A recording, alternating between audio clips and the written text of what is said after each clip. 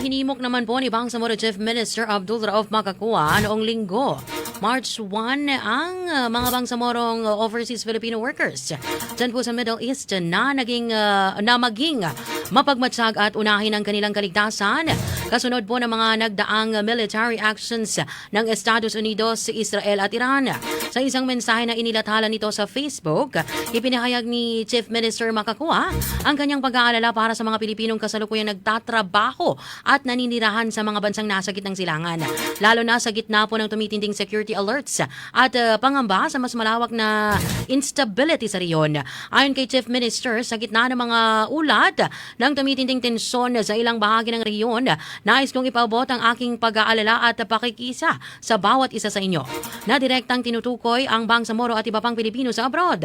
Ang kanyang pahayag, Sir Nison at mga kabombo, ay kasunod ng pagtaas ng tensyon sa riyon dahil po ito sa coordinated military strikes ng Estados Unidos at Israel laban sa Iran simula noong February 28. Batay sa ulat ng mga internasyonal na ahensya, naapektuhan nito ang mga kalapit na bansa kung saan libo-libong Pilipino ang nagtatrabaho kabilang ang Saudi Arabia, United Arab Emirates, Qatar, Kuwait at Bahrain.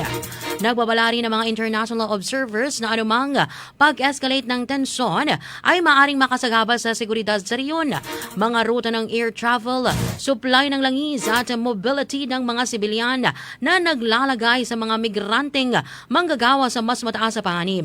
Dahil dito, mga ka-Sir hinikayat ni Chief Minister Makakua ang mga OFWs na mahigpit na sundin ang mga opisyal na advisories mula sa Philippine embassies at consular offices.